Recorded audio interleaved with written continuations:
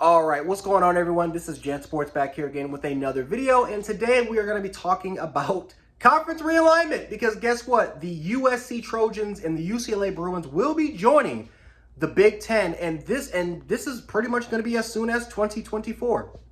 Excuse me, but this is absolutely shocking because for the most part, the biggest. Well, I'll say this: when I grew up, and I feel like for a lot of people that grew up watching college football, certain conferences were there simply because of the region, right? The SEC, it was pretty much the Southeastern Conference. The Pac-12 was pretty much just a bunch of West Coast teams. The Big 12, kind of was, that Southwestern area. The Big 10 was pretty much just about the East Coast. Maybe include some Midwest teams here and there, but it was pretty much the East Coast, maybe a little bit of the West Coast. That's what I grew up. That's what I grew up pretty much watching. And then the ACC was just addressing the coastal areas. But my goodness gracious. And again, there's so many other conferences that kind of base their conference based off of their region. And right, it's amazing to me that now we're going to be in an era where super conferences are now in play. Now, some people would say, well, Jance, the Oklahoma Sooners and the Texas Longhorns will be joining the SEC. And you're right. That does form a super conference. However, this is literally coming straight out of the NCAA video game, because how many times for those who have played NCAA football where you legit put teams out of their region to a different region? I mean, that's straight coming off of an NCAA video game. I mean, for the most part, I could see Oklahoma and Texas joining the SEC. It's, for the most part, even though, I mean, Texas, we all know, is in the Deep South. A&M is in the SEC. Oklahoma would be a team that, could make a little bit more sense if they did join the SEC right there. Right? You look at some other teams like Florida State, Miami, if they ever join the SEC, it would make a little bit of sense based off of their region. But USC and UCLA are going to be traveling most part to the East Coast, to the Midwest, in order to play these teams. And think about this. Think about the conditions in October and November when it's going to be snowing, right? Look at Iowa. It snows over there in November. We all know Ohio State, especially because they're right near Lake Erie, right near my city, Buffalo, New York. And look how, I'm telling you, it snows in November, especially in that late December, that early November, that late November period. It's going to be snowing. So can you imagine USC or UCLA traveling on the road to Ohio State while it's snowing, traveling on the road to Michigan? I mean, guys, it is going to be absolutely incredible. I mean, it's fun. It's fun to even think about that idea, because a lot of people talk about if Alabama played Ohio State in the snow, they would get absolutely smothered.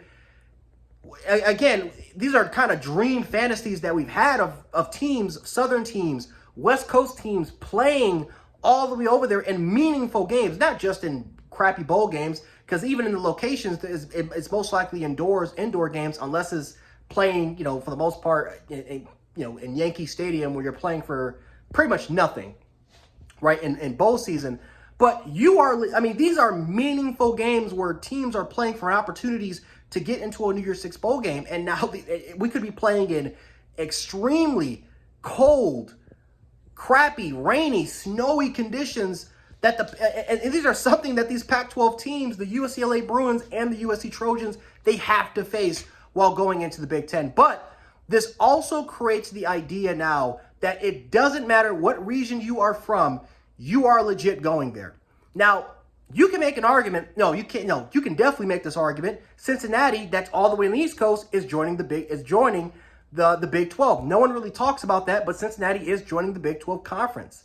I don't know, and for the most part, that is also in a way tied to a region. So maybe the Big 12 were the first ones to kind of start this, but to see two. Not really. I mean, UCLA has a history, but they're more of kind of a basketball history school than more of a football legacy. But USC, for what they have been known for, they are a football huge brand. And for that big, huge brand to go all the way to a different region is absolutely shocking. Is shocking, absolutely shocking. And it's the other way around, where these Big Ten schools are going to be playing in the Pac-12 in November, and I know it's going to be amazing for them. So I know they're celebrating. But this is crazy because, for the most part, excuse my language, fuck conference realignment. It's done. As far as doing it because of a region. Now it's a possibility that we could potentially have Southern schools go to the Eastern region known as the Big Ten. It's a possibility that we can have some Big Ten schools maybe moving to the SEC if they feel fit. But for the most part, I think that we are nearing the end of the Power 5 conference. I think it's about time. We are nearing the end of Power 5 conferences. I think that today might just mark the death of Power 5 conferences, and we might have a Big 3, we might have a Big 2, who knows? Maybe we'll have a huge, gigantic super conference one day. But my goodness gracious, I know the NCAA leadership has to be pissed off by this decision because it's going to cost them money. Maybe not huge time. The Big Ten's going to earn a lot of money, but I know that NCAA leadership, they're not happy about this decision. But as a college football fan, it's going to be great seeing these matchups, but I do feel bad for these other conferences that now they have to kind of get some of the lower tier schools to their conference in order for them to kind of stay relevant, right? The Pac-12 hasn't made a playoff game since 2016, since the Washington Huskies, and now they might not even make it for maybe the next 2 to 3 years if USC doesn't even make it here in 2022. I think that this might be the last opportunity for the Pac-12 to get to get a team inside the playoff, because by the time 2024 starts, it might be a little bit over for them, because the Pac-12 has been suffering over the last 4 to 5 years, and now with those two schools leaving, especially major brands, like I said, guys, this could definitely mark the end, not just for the Pac-12, but this could mark the end for Power 5 conferences and Power 5 schools in general.